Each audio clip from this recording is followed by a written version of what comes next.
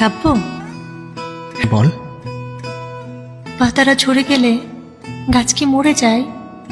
না, কেন? বলছি, তার আগে বল।